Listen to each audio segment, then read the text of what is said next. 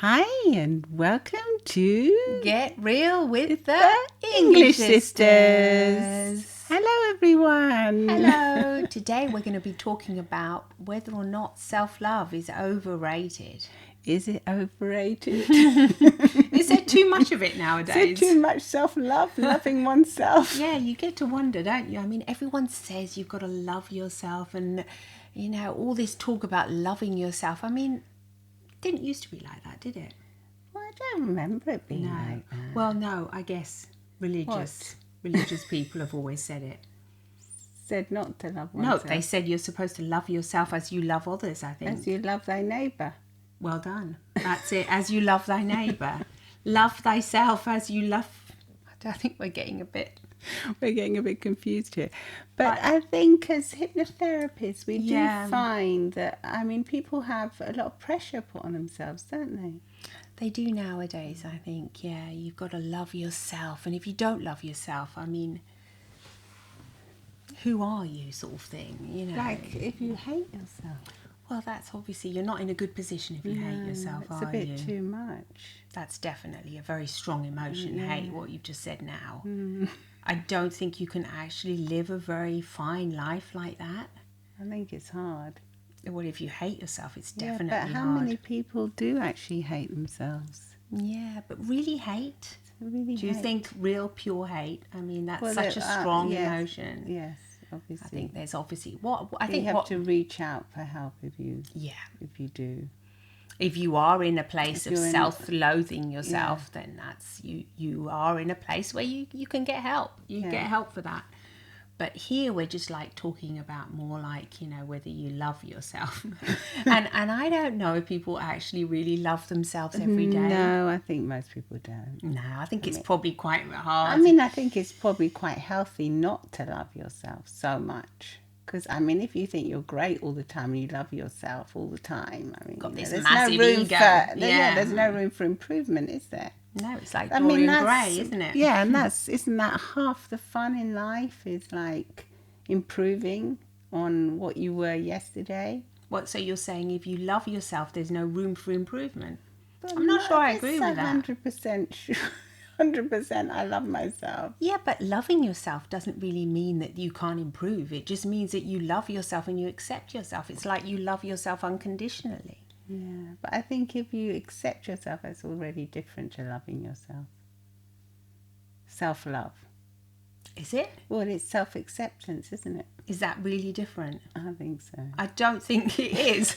I don't think you can love yourself and not accept yourself. I think they're both intertwined. I think it's the same thing. If you accept yourself and you love yourself, it's basically the same thing because you're in full acceptance. What more could there be? Like, do you know what I mean? Say if you love your partner, does that mean that you accept them? Yes, it does. And you love them even though they are messy hoarders or whatever. No, I mean, you still love them, even no matter what. You love them.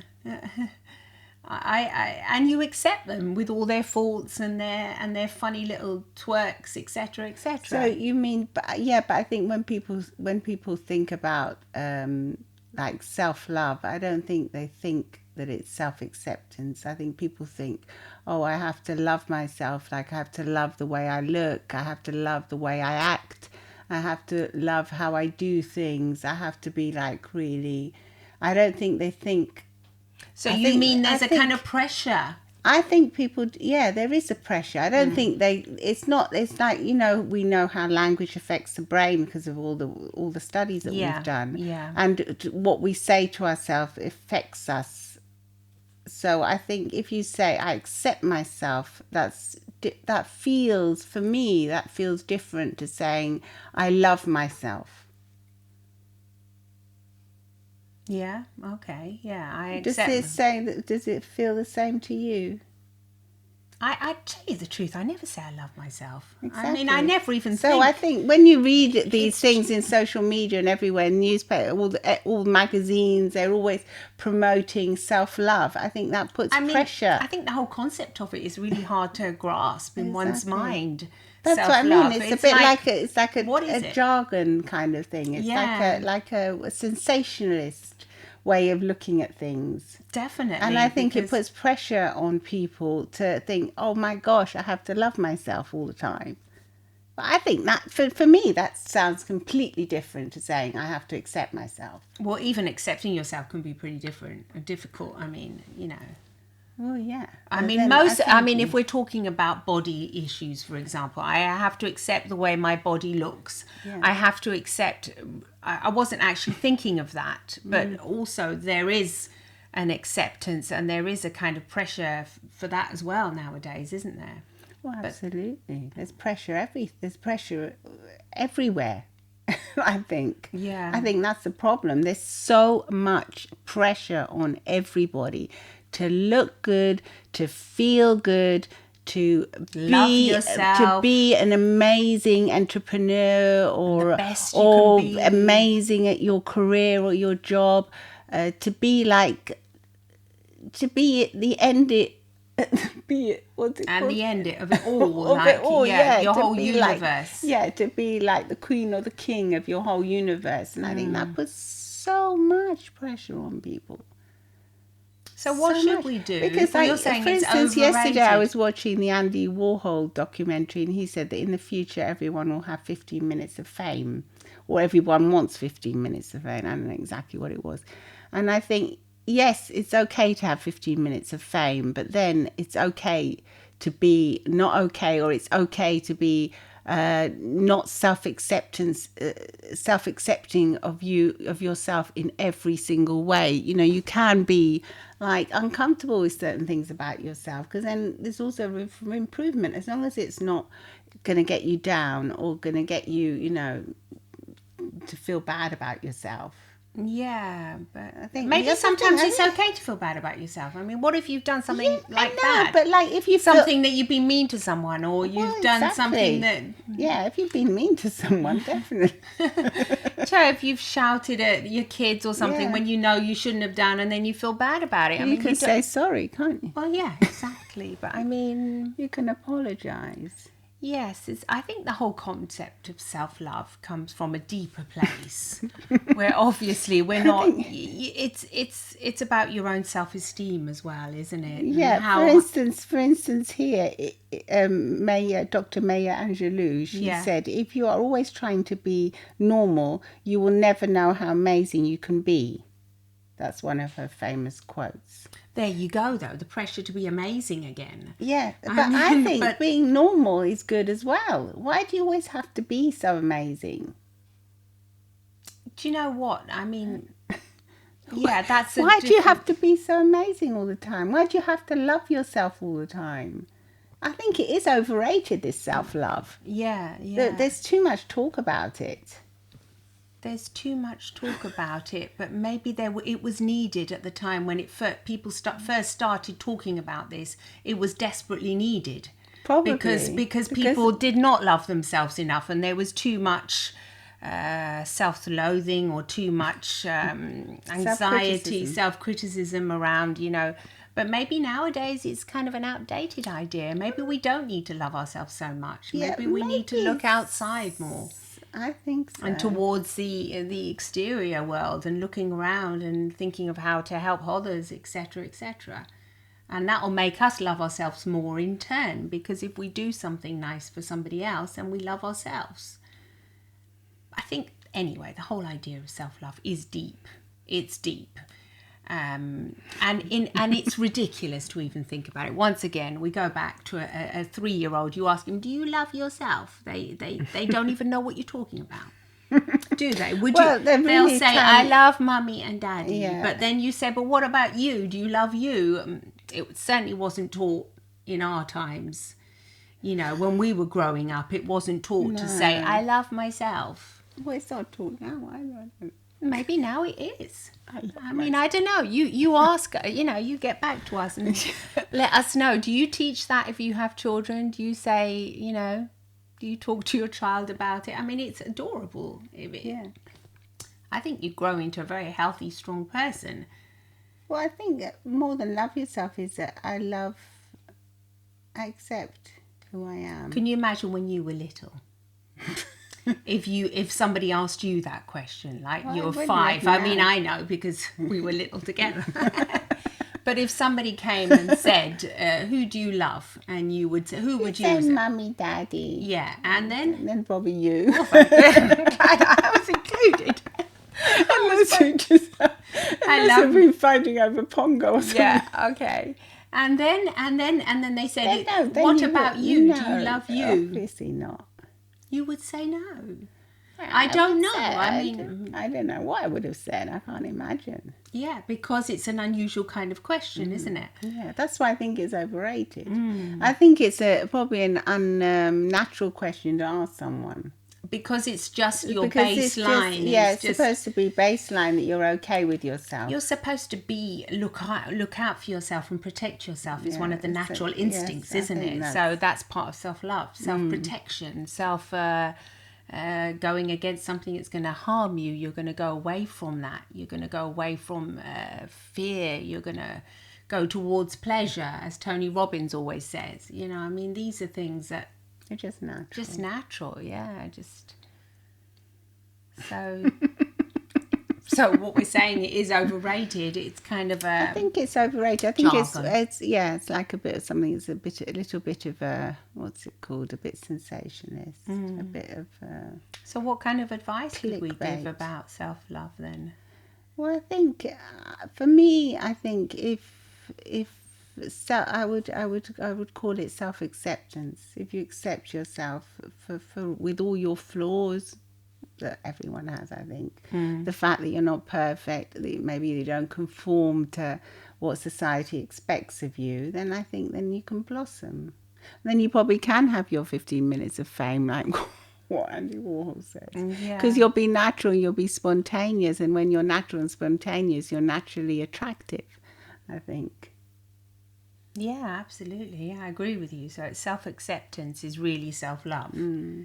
And what about if you can't accept yourself fully? Just go for a little bit every day. Well, I think a little every day goes a long way. Yeah, I agree with you there. And I think if you just maybe like what you were saying, do nice things for other people, you'll feel the love from others. You'll feel proud They'll and being give- proud and the feeling love will pride. be. It's like looking in the mirror. The love will come back to you. It will Yes. reflect back to you.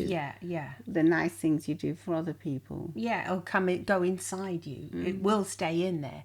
You'll have a sense of pride, a sense of joy will go, and that you can't.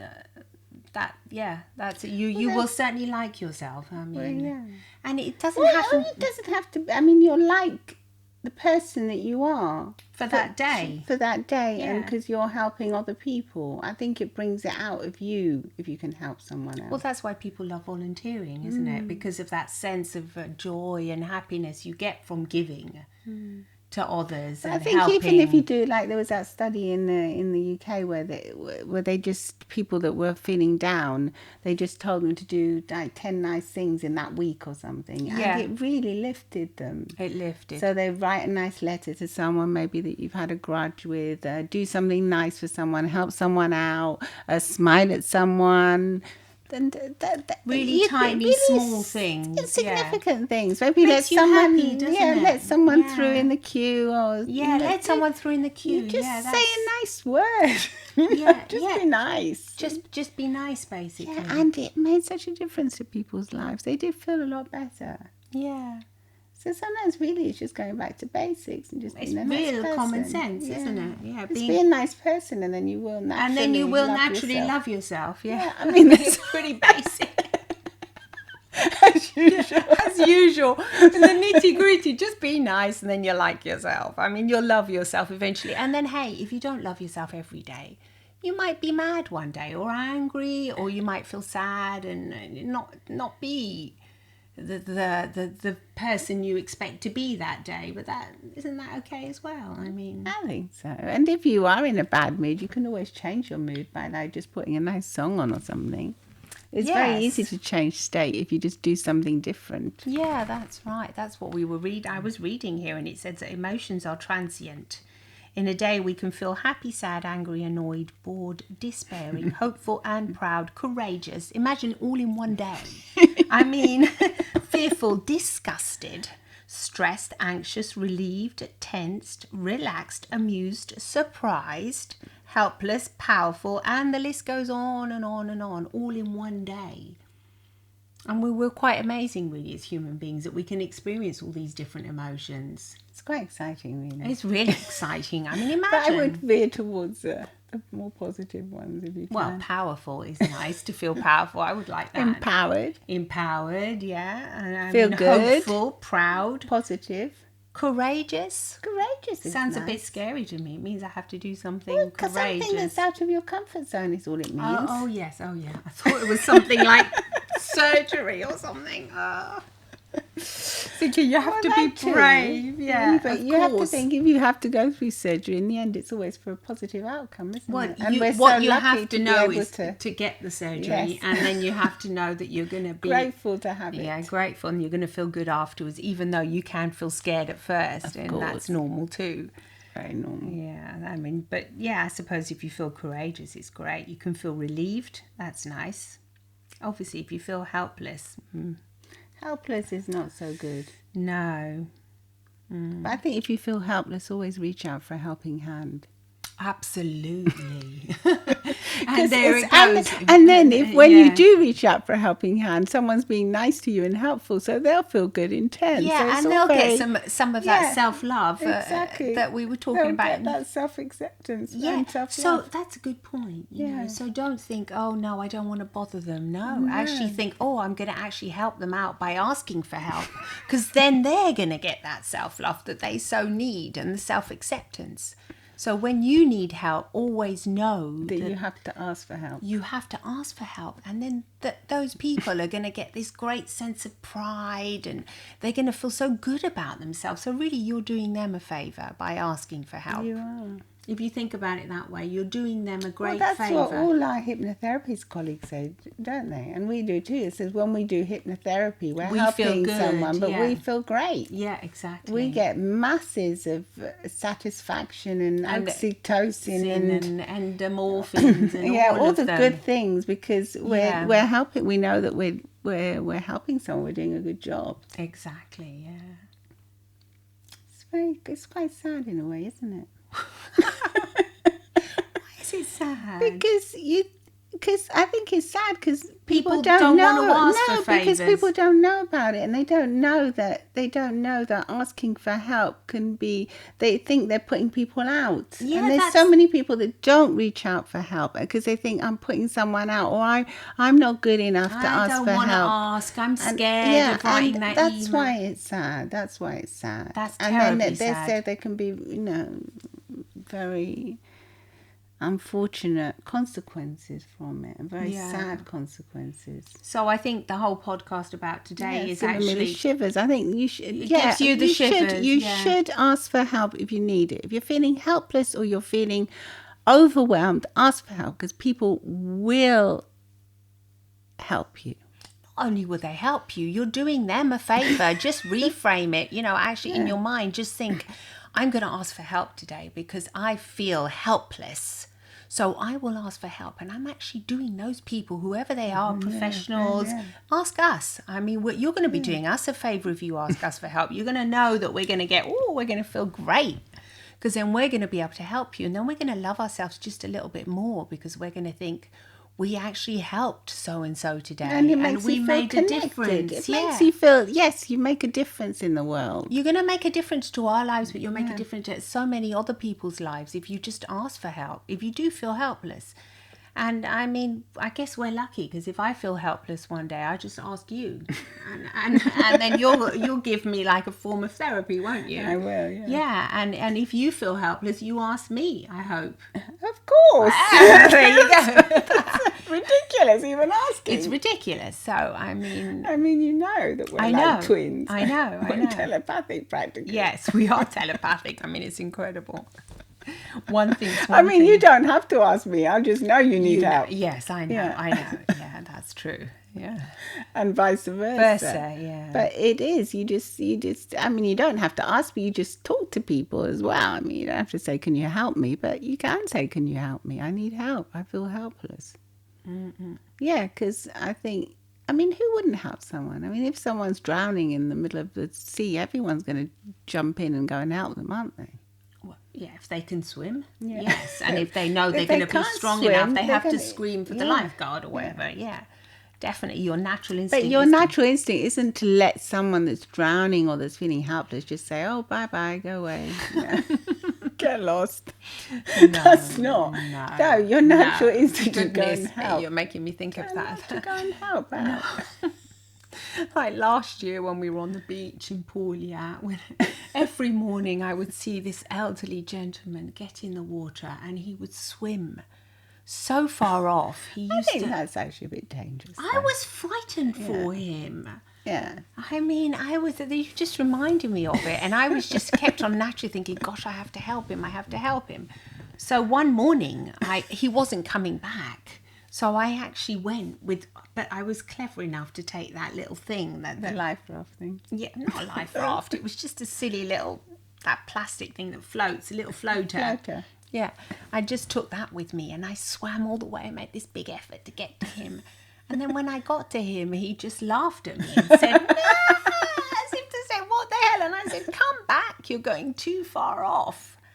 And he didn't need it. He didn't need my help. But I mean, No, but I bet he thought it was sweet though. well, afterwards we made friends because Exactly. he lived in the house next doors, and he was. It's always nice to He know was there's jolly, people yeah. looking out for you. I think. Yeah, because I thought, what the hell? I mean, it was nobody there on the beach. It was It's just. a bit dangerous to do that though. I thought, goodness me. But anyway. We used to do that when we were little. We would swim out into lakes and things. Do you remember in Spain? But as an adult I think now, that's I think that was before you very develop dangerous. the kind of self-preservation kind of thing, We isn't were it? quite old.